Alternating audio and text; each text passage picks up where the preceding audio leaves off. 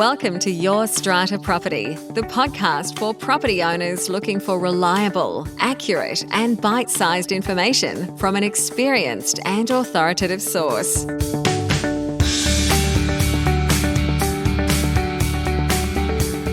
Hello and welcome. I'm your podcast host, Amanda Farmer, and my guest this week is Michael Barnes. Michael is an associate at Credwell Fire and Risk. He has over 15 years' experience as a multi-site building compliance manager for a Fortune 500 company and 10 years' experience as a manager of fire safety for one of Sydney's biggest area health services. In this chat, we talk about emergency management plans for our residential strata buildings, including evacuation diagrams, and how Michael and the team at Credwell are helping buildings right around the country to reduce their risk and potentially save millions of dollars. I'll take you over now to my chat with Michael Barnes. Michael Barnes, welcome to the show. Hi, thanks for the chance to talk today. Pleasure to have you here with us, Michael. I know you are a font of knowledge on a very important subject, or probably a few subjects, for our strata managers. I'm going to start by asking you to tell us a little about Credwell. What is it that you do? Who do you serve in our strata space? Credwell's a multidisciplinary team of Building Code of Australia, environmentally sustainable design, disabled access, risk and fire safety measures consultants. So we're founded in 2015 and we're currently at 20 employees. Last week we actually opened a new office in Newcastle. We provide services to all areas of the building life cycle, but by far our biggest area is providing advice to owners, corporations and strata managers on all building-related matters. Yeah, sounds like a broad list there. So we're talking about fire, safety, access for people with a disability, energy efficiency, general building code compliance. In already established buildings. In established buildings and even in brand new buildings that haven't even come out of the ground yet. Mm-hmm. So we start with builders and developers in that very early stage, all the way through to taking over for owners, corporations, and assisting them getting all their maintenance right, dealing with their fire orders, any building-related problems that they may have. Sounds like a broad skill set. What I particularly wanted to talk about today is emergency management plans. That's something that has been coming up for owners that I'm working with. I'm often asked, Amanda, do we need one? If we want one, what should be in it? And also, I'm going to ask you about evacuation diagrams, which are becoming more popular, particularly as we think about short-term letting and the requirements that are on owners who are using their apartments for short-term letting. First, why, Michael, is it so important that our buildings understand and manage safety risks, our residential buildings in particular? To us, it's very important for owners to understand and manage their risks so they can actually plan for the future and identify issues that are in their building, maybe coming in their building, so they can plan for that future, progressively address those issues, reduce their risks. It gives them a chance they can maybe end up with reduced insurance premiums. I can provide you with a couple of examples of projects that I've just recently been working on. We had one owners corporation come to us in a building built in the 1960s, and they said they want to rip out all their ceilings and put new fire-rated ceilings in because they didn't actually think that they were fire-rated. So we assisted the owners in that building and actually did an inspection of their ceilings and told them that their existing ceilings that are from the 1960s are fire-rated, and they only just needed a few very minor repairs, so that saved them hundreds of thousands of dollars. They've been able to spend that money that they put aside for new ceilings to actually do other upgrades in their building, fixing balustrades so there's less of a chance of people falling. Nice one. That's a hands-on building that comes to you and says, we think we need new ceilings. How often does that happen? That was one of the most unique ones I've done. Typically in an owner's corporation where they'll get a fire order, they'll ask for, the order will say, tell us that the ceilings are fire rated or fix them. And it was just very in that building, and I've done it in several buildings over my 30 odd years, where we've been able to look at the ceiling and compare it to original test reports and go, by the way, guys, yes, your ceiling is fire rated. And if it's not fire rated or we can't confirm it, provide them an alternative strategy rather than ripping out the entire ceiling to, repairing cracks, fixing all the flaking paint and painting it with a fire retardant paint, which will provide the same outcome as ripping the ceilings out, and it's a lot less of a cost to the owners. I'm wondering if safety issues and risk management may not be front of mind for our residential buildings, and that's really where a lot of our focus is here on the podcast, residential buildings. Some owners may think they're not in a commercial building, they don't have employees, businesses operating, people coming and going, so they don't need to worry about workplace health and safety, about these risks that may be within the common property. What do you say about that difference between residential and commercial? In residential, a lot of the owners, corporations we find will think you're exactly right. They don't need an emergency management plan and evacuation diagrams because they don't have any employees. And strictly speaking, the owners corporation, if they've got their fire maintenance contractors and their contract cleaners and their contract gardeners and people like that doing work in the building, they are technically employees and they really should cater for emergencies, and they have a duty of care to those people to provide a safe place of work. So old carpeted stairs, and you've got the cleaners walking up and down the stairs and the carpet's loose and they might slip, or your visitors to the building who may have a vision impairment and there's no contrasting nosings on the stairs, things like that. They're risks that a lot of owners will often forget about and just think, we don't really have anybody, so we don't need an evacuation plan, an emergency procedures manual, everything's fine. Until something happens. Until something unfortunately happens, yeah. And having the last 10 years of my life has been spent in the commercial world, managing compliance for one of Australia's biggest companies. And a lot of the lessons that we've learnt from that, we can apply to the strata and residential type markets. We had the same thing, sites where nobody actually visits except for the maintenance contractors. So they originally thought, we don't have to do anything. And it turns out, when you think about it, they are contractors. We do have a duty of care to them and putting safe work procedures in place, emergency management plans. These places can be in the middle of nowhere, what to actually do if they do have an emergency.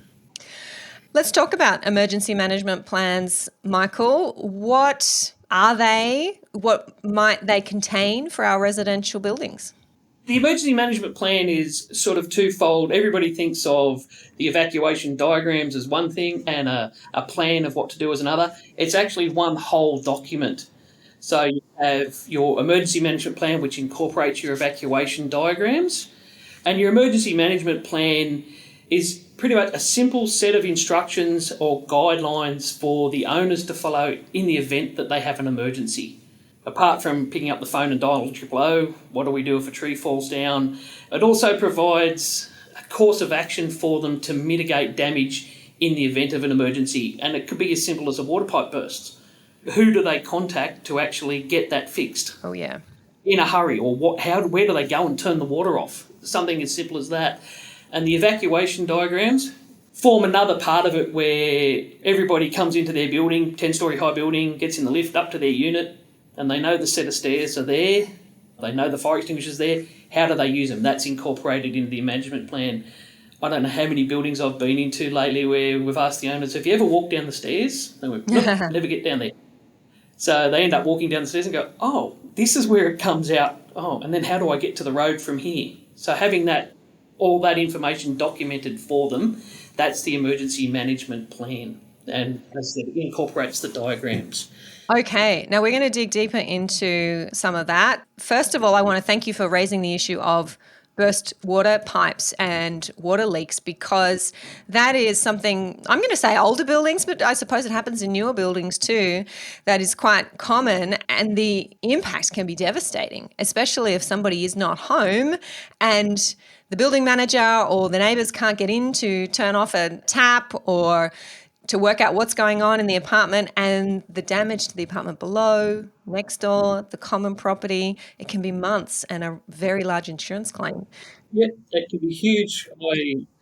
In my previous role, we had one building, we were a tenant in the building, and a piece of hydrant pipe burst.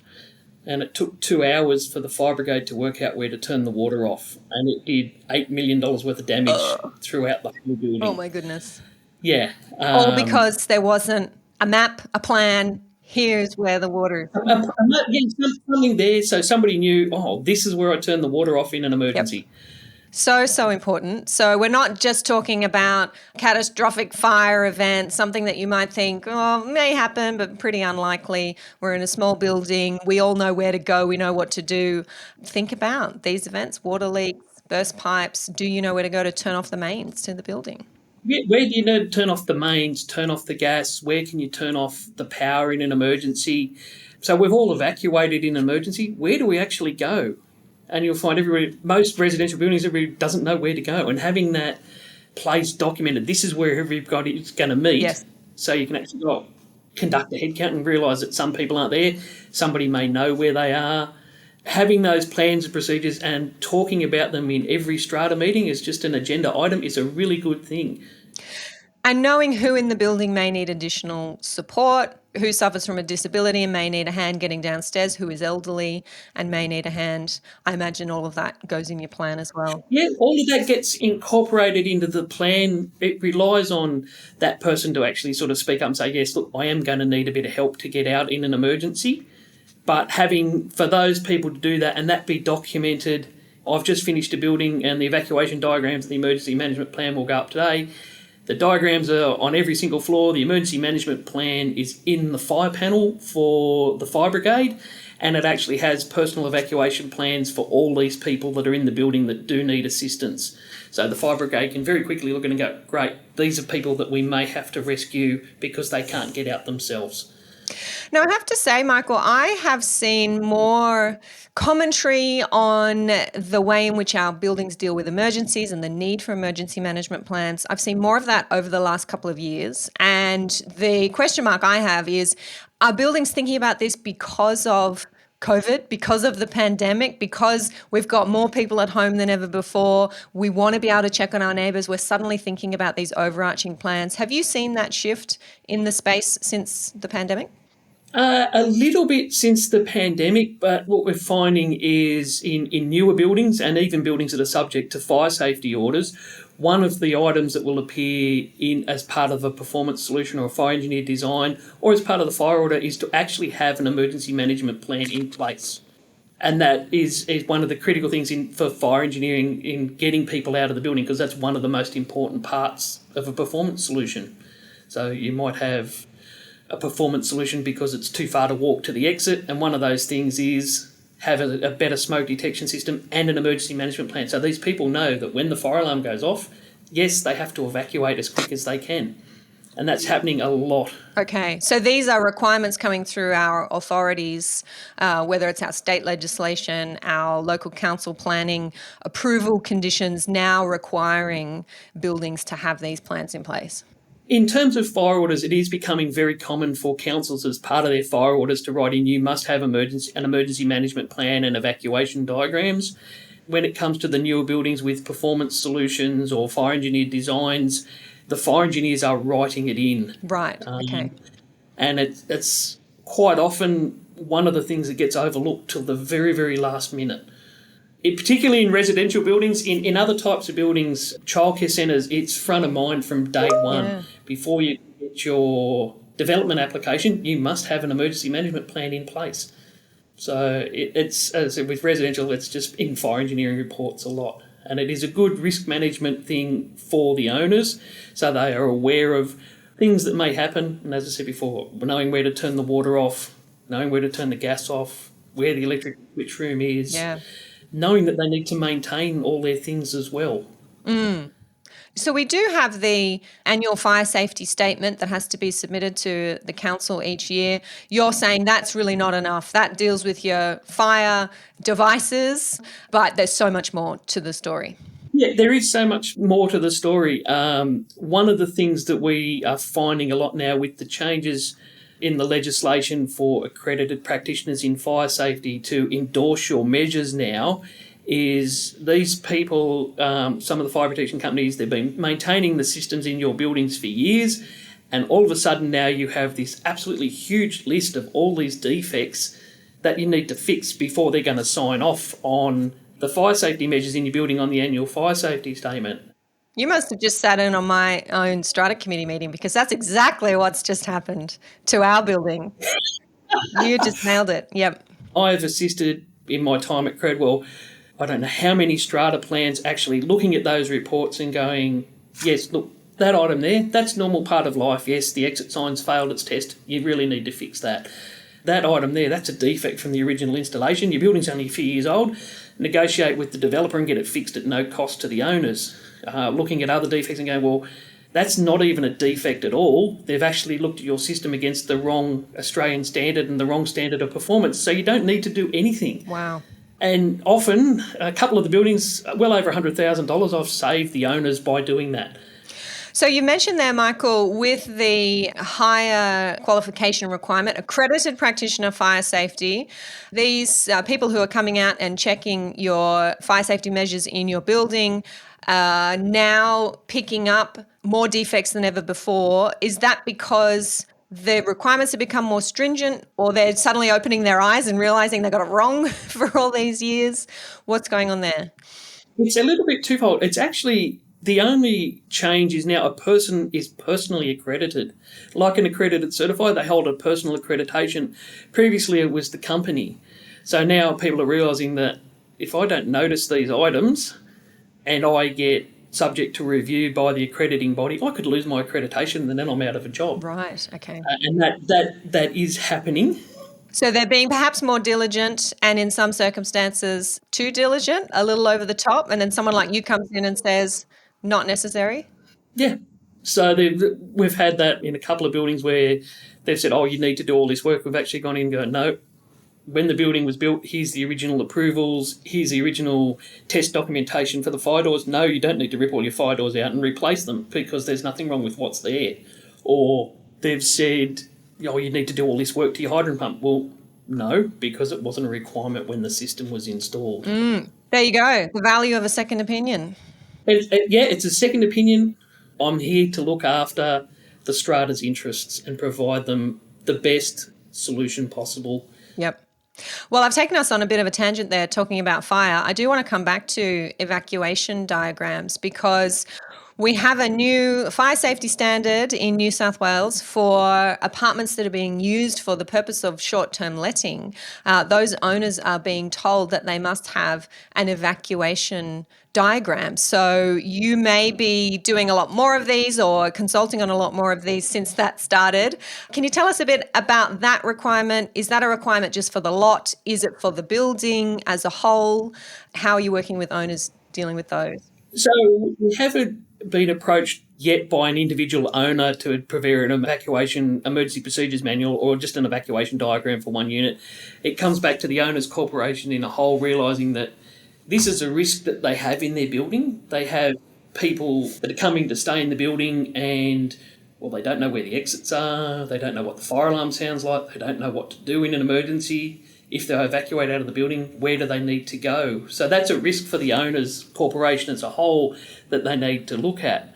And then preparing that emergency procedures manual, having the evacuation diagrams, if a person uses one of their apartment as an Airbnb or for other short-term rent, to actually provide a document in the unit for the person that's at a sample of the evacuation diagram, like you have in a hotel on the back of the door. It's just stuck to the door, and a simple 1 or 2 page thing of this is what you need to do in an emergency. You need to evacuate, you need to go here, this is the emergency number, this is the building manager's contact, all of those things that you can put in so they know what to do if there is an emergency. And that's the owner's duty of care to that person, the unit owner and the owner's corporation. Now, I had cause to go digging around a little further on this topic, Michael, and I came across some references to Australian standards. There is an Australian standard when it comes to evacuation diagrams. Query whether that applied to our residential apartment buildings. Is that something that you're across? And if not, I don't mean to put you on the spot. No, you're right. So the Australian standard for emergency procedures in building structures and workplaces is AS 3745. And it provides you, I'll say, a menu on how to prepare your evacuation diagrams, what things you need to consider in your emergency management plan. So for people to follow that and prepare your emergency management plan in accordance with that, make sure your evacuation diagrams are actually correct. The office building I actually work in, we walk out and we can actually tell our evacuation diagrams prepared by the building owner. They're not actually strictly in accordance with the Australian standard. And there is some very minimum requirements that you need to have, and then there's additional requirements that you can include on them as well. And that governs the size of the diagrams as well. And the orientation, we'll often find, even in residential buildings, I was in one the other day, the evacuation diagrams, and if you're standing there looking at the evacuation diagram, it says the door to get out is behind you, when it's actually to the left-hand side of you. Because they're not done correctly from day one. So if you are going to do it, get it right. And definitely anyone who asks me about these plans, I say, go and talk to the experts. That's not a legal question. That's a question for someone who is expert in drawing these plans. Yeah. As an owner, if you wanted to prepare them yourself, potentially you could, but it's quite a cost to buy the Australian standard for the first place. Yes. And you doing it yourself, you're sort of absorbing the risk, whereas if you're getting an expert in the field to actually do it, you're moving your risk. There's another risk management thing for the owners.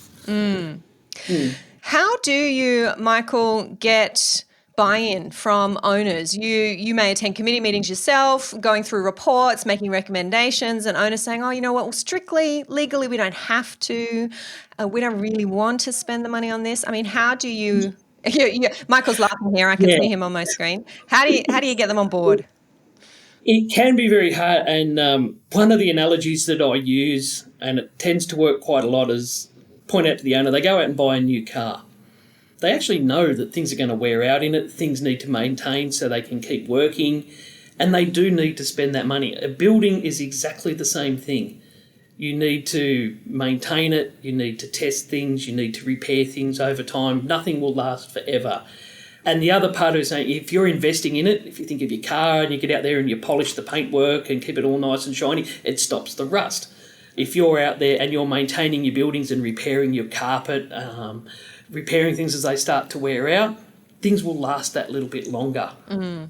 Eventually, in terms of fire safety measures, everything will wear out eventually. Same as your car. Sooner or later, you're going to have to replace the engine in your car. Sooner or later, you will have to replace, if you have a hydrant system with a hydrant pump, you may have to replace that pump. But maintaining it all the time and making sure that maintenance is done, very important thing. And that's another way of the owners reducing their risks. And do you see this kind of planning for maintenance quite separate from what a building might be doing with their capital works fund planning? Where does your plan sit with a capital works fund plan? Their capital works for upgrading and future upgrading and repairs and things, that's one thing. But knowing for the owners to plan, when are they going to have to do these larger, really expensive maintenance things? So to be able to know that in 5 years' time, I'm going to have to do a pressure test of my hydrant system and overhaul every single valve, and knowing when that's going to happen so they can have a cost and actually budget for it. Wow. Rather than finding out that in 2 years' time you've got this huge bill to actually overhaul your hydrant system. I didn't even know this was a thing, Michael. So this is really important. Yeah, so in terms of it's a little bit off track, but in terms of your essential services maintenance, everybody knows you have to test things every 6 months and then test them every year. But when you get into larger systems like hydrant systems and sprinkler systems, there's 5-yearly services, 25-year, 30-year services. If you've got a fire water tank, you need to clean it every year. There's a 10-year service, and that's a lot of things that owners don't realise. And cleaning a large fire water tank can be $10,000. Wow. You need to be able to budget for that well in advance. And that doesn't include the water costs because you've got to drain the tank and then refill it. So knowing all of that, and that's another part we've done, and for owners understanding their risks of getting these things maintained properly. We've worked with some owners in a building in St Ives. They just rang us up out of the blue and said, somebody told us you can help us, tell us if we're maintaining everything properly in their building. And it turned out that they weren't maintaining about 80% of the things in their building. They actually didn't even realise that they were there. I was just about to ask you that actually. How often do you come across buildings who just have no idea? I mean, ideally it should be the builder developer with a maintenance plan, passing that on. When the owners corporation is established, you start with that plan, you continue with it. But how many buildings are just completely in the dark about the need to do these things? Probably 30-40% of buildings, particularly the smaller buildings, they just don't realise, or they've got their fire safety schedule that came when the building was built, and the fire safety schedule was never right from day one, and there's actually things missing off it that they actually need to maintain. And then because they're not maintaining them, they didn't know they had to maintain them, they don't maintain them, and then when it comes around to it, somebody notices, and you could have an owner who knows a little bit more about fire safety or has lived in a building before or has been upset by one of the other residents. And then they just say, well, do you know you have to do all of this, and make a complaint. I have one building at the moment where one of the owners has made an anonymous complaint to the fire brigade about things in their building, and we're helping the owners at the moment work through and get everything fixed and up and running. They said, we just walk in and out every day. We didn't even realise this stuff was here. Yep. Well, important to be on the front foot, that's for sure. You don't want to wait for either the complaint where you have to deal with these issues in a time frame you might not be comfortable with, or the disaster, the emergency, the tragedy even. The disaster, the fire order, particularly with older buildings. Some councils are very proactive on fire safety orders and development control orders, and some councils are very relaxed. But for owners of an older building to get someone like ourselves to come in and look at the building and go, if you were to get a fire order, these are the items that you are going to need to deal with. So they have a plan, and that's the building where I just was explaining before about the fire-rated ceiling. They've actually now gone down that path. They've gone, maybe we do have other issues that we didn't know about. So we've provided them a report on all the issues and the non-compliances with today's building code, and they're working to address those as things wear out. They're going to replace all the carpets in the stairs because they've worn out. So as they're going to do that, they're going to put the contrasting non-slip nosings in at the same time. So they close that off. One of the front doors are falling apart. They're going to replace them. So when they replace them, they'll make them swing the right way. They'll put the handles on at the right height, and they're just addressing those minor things as they go. And that's reducing their risks throughout the life of their building. All sounds like excellent advice. Thank you, Michael. We are out of time and we are going to wrap up. But before we do, let me know if there's anything you absolutely want our listeners to hear, and let us know where to go to find out more about Credwell. Yeah, well, look, we're always here to help. There's no problem with owners ringing up and asking a question. They can go to our website, credwell.com.au. There's a specific section there on how we help strata managers and how we help building owners. Angela from our office has sent you a link where they can download our brochure on how we are able to assist them, and we are more than happy to help. Yes, I will include links in the show notes to Credwell's website, and that's CREDWELL, and also Credwell's Services for Strata Managers Guide. Direct link there for you in our show notes under this episode. Well, thank you very much, Michael, for sharing your extensive expertise. I know we've only scratched the surface, but there's a lot there for our listeners to take away, and thank you for the good work you're doing for buildings in our space. And thank you, and thanks for the opportunity for this. So this is something new for me, and it's I've quite enjoyed this. And I am so glad. I'm more than happy to help you. I try to be gentle. I'm glad you've enjoyed it. I'm sure we'll have you back sometime soon. Okay, thanks, Rita. Thanks. Thank you for listening to Your Strata Property, the podcast which consistently delivers to property owners reliable and accurate information about their strata property. You can access all the information below this episode via the show notes at www.yourstrataproperty.com.au. You can also ask questions in the comments section, which Amanda will answer in her upcoming episodes. How can Amanda help you today?